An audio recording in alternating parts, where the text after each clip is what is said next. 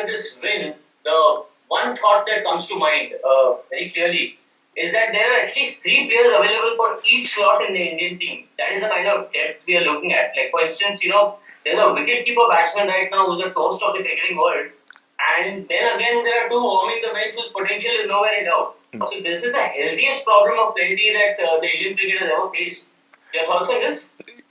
I think very good question, and that's the most positive thing to come out of the bubble, Srini, because of the bubble you had to go with enlarged squads. Normally you would go with 17, 18, but because of the bubble and because of the quarantine laws that exist, you have to go with 25, 30, 35 in certain cases. So as a result of which, you had to dig deep and pick your best 30 players. And as luck would have it, we were left with no choice but to play each 30 of them. And you found out, who's good and who's not good. So it's a good headache to have. It's something that's worked well. You would have never imagined the number of players that would have played for India, 6 months ago. If you think Natarajan would have played a test match, no way. You would have said he would have played a test match. Will Washington Sundar play a test match? No way. He would have played a test match. But these are things you would not imagine, but circumstances make it happen. And I'm glad the youngsters who got the opportunity, have grabbed it with both hands. Ravi, in the WTC final, another cycle begins soon after that.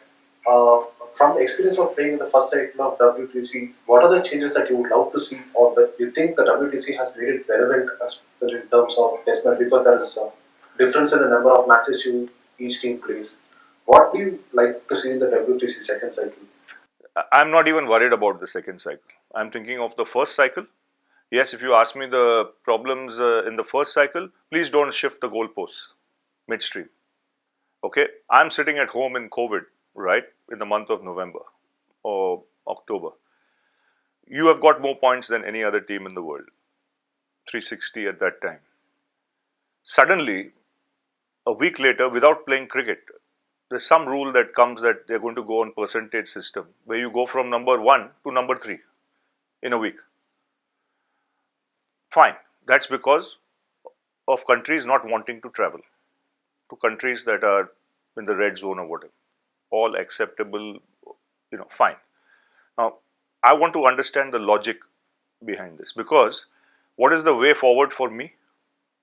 I have 2 tours left, sitting on top of the table comfortably by leading by 60, 70 points as opposed to any other team. They say, no, you have to go to Australia. I say, okay. What have you to do in Australia? You have to beat Australia. Yeah. Now, how many teams in 100 years or last 10 years have gone to Australia and you can say guarantee will beat Australia? Now, the reason I'm saying this is you're sitting on top of the table, 360. Percentage system, you have to go to Australia to beat Australia. If you don't beat Australia, you come back home and beat England 4-0, you get close to 500 points, you still don't qualify. That is my experience. So, we have had to dig deep. We have had to go down every hole that's needed to find water. We found it, and we've earned our stripes to be in the final of the World Test Championship, the biggest trophy in the world, with 520 points. So, no more. Don't ask me about the next cycle. First, address this cycle. The team's catching from the second test onwards improved drastically. I mean, a lot of catches were put down in Australia, and in the past test also a few went down. Did you have a conversation with the team and also with the fielding coach? Fielding coach is outstanding. I don't need to have any conversations. And when you are in the bubble, you must understand where this Indian team has come from. We've been in a bubble for the last 5 months. We've played 8 test matches in 75 days. In my time, probably would play 8 test matches in a year. The off season, you might play 10 or 12 in a year. In 70 days, they've played 8 test matches living in a bubble. And opposition, England and Australia. So, the mental strain, the mental fatigue is going to be hard. So you're going to drop catches. We were not the only team that dropped catches. Australia dropped as many catches as us, if not more. Okay, but the fact is, when we had to take those catches to win test matches, we took it. And that's all I want to remember, nothing else. And the fielding coach, outstanding job. He's one of the best in the world, understated. He's Indian, and he's one of the best. Ravi Ashwin also mentioned that the bubble has helped team develop a closer bond. As a coaching staff, what are the lessons that you take forward from this and for the time when the bubble rule is relaxed? I think I said that first day in Blacktown, when we started training in Australia in hard quarantine, hard but active. I mean, little more relaxed after the first 5 days where you could practice, but nevertheless hard. You couldn't get out of your rooms, nothing. I said to the boys, with adversity comes an opportunity. I said, cricket has never seen something like this since the Second World War. So what you guys are going through is unreal. It is against what you're used to, but you have no choice but to leave everything aside and focus on the game. It's channeling your energies from negative to positive in the direction of what you have come here for, and that is to play for India. So if you can do that, you will add a lot of positives in your character, team culture, work ethics going forward. And I must say, it is very easy for someone to lose the plot. With the restrictions, with the quarantine rules changing, goalposts shifting all the time. One day you're allowed to do something, next day you're not allowed to do something because of one case here, one case there. Things that you were promised not happening, as well. So when you look at all that, I thought the boys were simply magnificent. And I cannot say how proud I am of my Indian cricket team going through this tough period and qualifying for the World Test Championship against all odds. When you go from number 1 to number 3, sitting in your bedroom, not playing cricket, and then you qualify number 1 in every department, top of the table, ICC rankings, percentage ranking. Tomorrow there might be some other working that comes out. I think we'll be number 1 there also. I would just like to ask you a little bit about the youngsters in the side. Now, if we talk about Pant, Sundar, Siraj, Akshar, tell us the difference between you being a youngster in your time and them being youngsters right now. And secondly, what did you tell Rishabh Pant after the IPL when he was completely written off for more for his attitude than what he brought on the table to herald this kind of a transformation? I think this is an excellent question because I can relate to it. Because at 21, 22, 23, I had similar success. I had hundreds overseas, so I can relate to what these guys have done. I think one quality that comes is you can never mistake or take away the exuberance of youth or the fearlessness. When you're young, when you don't carry baggage, you're not afraid. It's only when the baggage comes in, when you become known quantity and the pressures from the outside come in that you have to perform all the time, that's when life starts, as it started with Rishabh Pant on this trip. Let me address him first. Yes, after the IPL he came with a lot of baggage. It showed in his size. And he had to lose that baggage, which he did. And he worked his backside off to lose it. And I tell you, he has trained harder than anyone in the last 2 months. And the results are not just for him to see, it's for the world to see. When you have a naturally brilliant match winner of his ability, playing to potential, it's no greater sight in cricket. I think in the last 2 months, what he's done to win matches for India, there'll be players who won't do it in a lifetime and would have never done it in a lifetime. Now, at the age of 21, to pull off magic like he's done, after working as hard as he has, to then show in his wicket keeping, like yesterday, I think his keeping was outstanding on that wicket. So, when you add the runs, the match winning efforts, and the keeping improving, and the hard work he's put in, Because, like I mentioned yesterday, he was told in no uncertain terms that this game demands respect, and you got to respect the game a little, much more than what you do, and which he did, which he addressed, and he's reaping the rewards what he's getting now. Outstanding, simply outstanding. Washington Sundar, if I have to say, unbelievable composure and temperament. I mean, for someone who, yes, at under 19 age, he was an opening batsman. But to see that kind of body language and unfazed by the best bowlers in the world in the toughest situations, as in Brisbane, as in Chennai, was unreal. Because this was an even better innings, I would say, than Brisbane. Because you are playing at home, you have a world championship on the line, you're 50 adrift from the opposition, you're batting with Pant. You've got Akshar coming in next who can bat. But your objective is to get closer to 205. But these youngsters are not thinking in that fashion. They're playing normal cricket, they're playing fearless cricket, and they're playing free cricket. And you then go on to get 360. Akshar Patel, seasoned campaigner. I wouldn't call him a youngster. He's been around the Indian team for years. He's been very unlucky with injuries. A lot of other players have got opportunities because of his injuries, including the likes of Jadeja, including the likes of Krunal Pandya, because he's been injured. So this is the time when he was injury free and he made the most of it. But try and think, India playing in India without a Jadeja is one of the best all-rounders in the world. He is arguably the best all-rounder in the world. He didn't play. Someone else grabbed an opportunity. Now when he comes in and the three play together, there'll be some fun, in India especially. Yesterday you spoke about, how the team management recognized that empathy was going to be very crucial through this period of being in the bubble.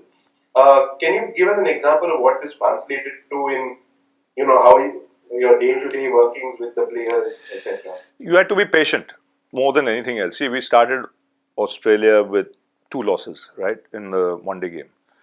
So normally, in normal circumstances, you can go straight to the point and address it and saying, you can be a little aggressive, you can be, more straight to the point with the individual and tell him, pull up your socks. But I had made up my mind with my team management very early that we're going to show empathy. Because for 6 months, a lot of the guys have not got out of their flats. No one lives in farms and houses in India. Some do, some don't. Luckily, I have a place outside Bombay, so I could stay there and roam freely. But a lot of the other boys were in flats, and they're professional sportsmen. So when you can't get out and do the job you have to do for 6 months, which you've done all your life, it's not easy. While as in Australia, New Zealand, the rules were relaxed. People could go out, train. Australia even went out and played in England. So I knew very clearly that it will take time. Now, how much time do I be patient? That was my call. And it didn't take long because a week, 10 days. So we were 2 weeks quarantine, another week, 2 losses, so 3 weeks. By the time the boys had trained a bit, and I knew we needed one result, our way, for things to turn around very quickly. Because of the work we had done over the last 4-5 years as an Indian cricket team. You had realized that this team takes pride in winning. This team doesn't mind losing as long as they throw punches. So it was a matter of just being patient for that one switch of results. And it happened in the 3rd game, in the one-day game, through some brilliance from Hardik and Jaddu. And then you didn't look back. I don't think from that day, once we won that game, we matched Australia day for day. Because we lost the one-day series, we won the T20 series, and we won the Test series. So, you can't have a tour like that, where unreal, from lockdown to get unlocked and then pull off something special was very special. So that's where the empathy came in. Where instead of being hard on the guys, you said, let's be patient, understand their mindset, where they've come from, 6 months of lockdown, what they've gone through, what the rules are in this place you've gone to. And it was hard. because things were being shifted every day. Things that were promised weren't happening. Let me be straight here, right? Because of one case here, one case, they could bend the rules. And we are very accommodating, very accommodating. Ravi, my question is an extension about Washington Sundar. Like one fine day in the early 80s, you were told that you have to open against the best fast bowlers in the world. For Washington also, do you see the glimpse of you in him, like whatever tough runs that he has scored and the way he has recently said that if he is told to open, he can open like you did. So do you see a glimpse of you in him? I think he has far more natural ability than I had. But definitely he can. I think he should be batting in the top 4 for his state. There's no question about that. If I have to have a word with any of the Tamil Nadu selectors or the captain with DK or something of that sort, I think he should be batting in the top 4. He's good enough. He belongs there. He has the ability, and he can get a lot of runs. And at the same time, if he can focus on his bowling, India could have a very good number 6 in the future, even overseas. Someone who can get you a 50, 60, 70, and then can bowl for you about 20 overs and pick up 2, 3 wickets. That was my role overseas. I think he can do that role easily and even better. Coach, one of the positives of the life of the bubble is, from our perspective, multiple players have said that they haven't had a better bonded team all this while. So, from the coaching staff and the team management's perspective, can you cite an example as to the kind of team bonding sessions or the measures that you took in order to get the boys to be together all this? They have no choice. There are restricted areas, there are team areas. So you can't go out anywhere, you can't meet anyone. And the same exists now. So if you want to get out of your room, go into a team area, where you'll meet other players. So what it's done, basically, it's made players meet each other more often after playing hours.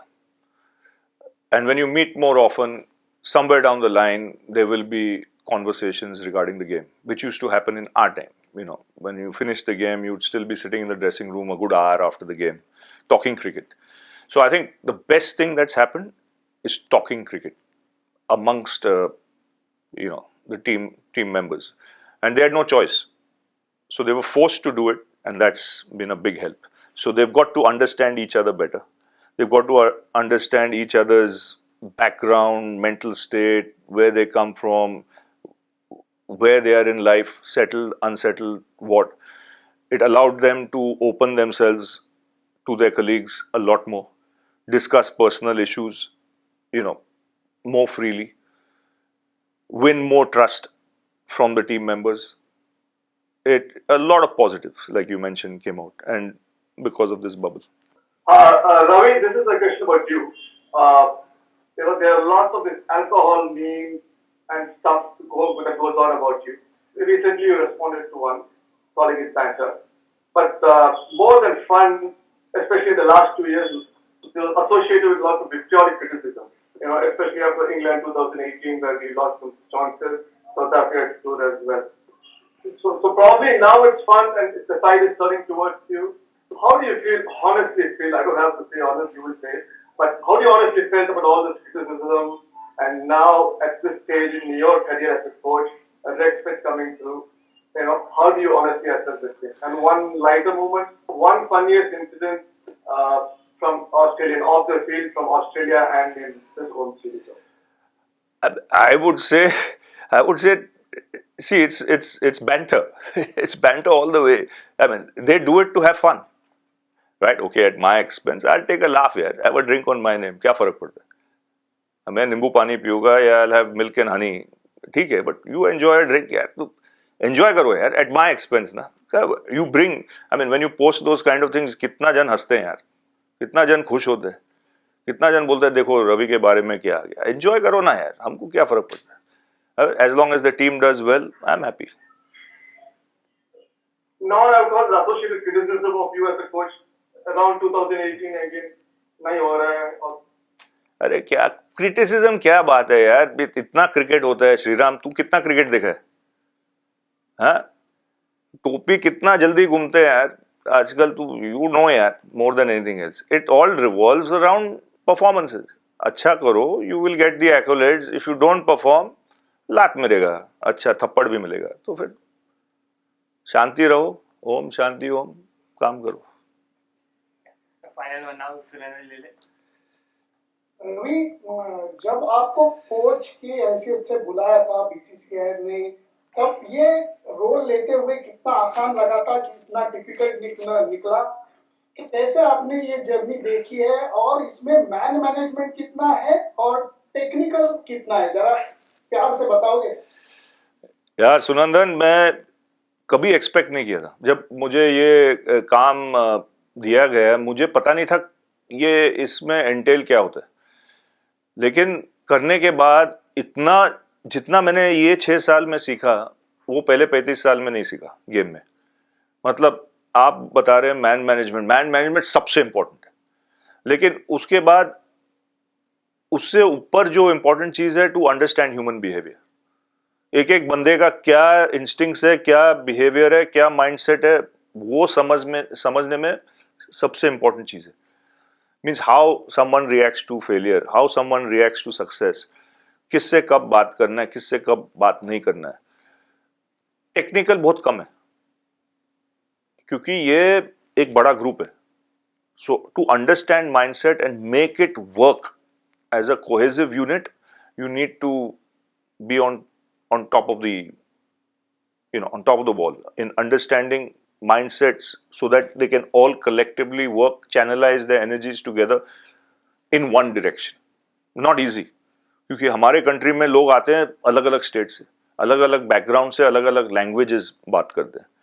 तो ये समझने में मुझे time लगा 1-2 साल. लेकिन मैं एकदम क्लियर था कि मेरे दिमाग में, और कप्तान जो Virat Kohli, a lot of people forget the role he's played.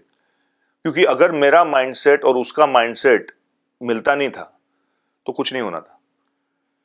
Virat was on the same page as me. He wanted professionalism, he wanted work ethics, he wanted fitness, he wanted high fielding standards, he wanted trust within the system, he wanted an energy that was positive, channelized towards playing cricket. No excuses. Haro, jeeto.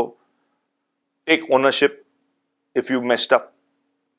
Rather than pointing fingers, ये नहीं हुआ, वो umpire ने खराब decision दिया. नहीं. This team doesn't give excuses. तो वो पहला निकालने का सिस्टम से. ये जो I word है वो निकाल दो, V डाल दो. तो ये सब मिलजुल के काम किए हम as a team. And I think when I see this Indian team now, and when I walk into the team room and I see the energy there, I see the team spirit there, ऐसा mall मैंने नहीं देखा है. मैं अभी 7 साल हूँ इधर, ऐसा मॉल मैंने नहीं देखा है. जो ट्रस्ट है, एंजॉयमेंट है, प्राइड है in performing for the country, ये मैंने नहीं देखा है. So as an individual, as a coach, I am extremely proud of what the boys have done, and I'm proud of my Indian cricket team.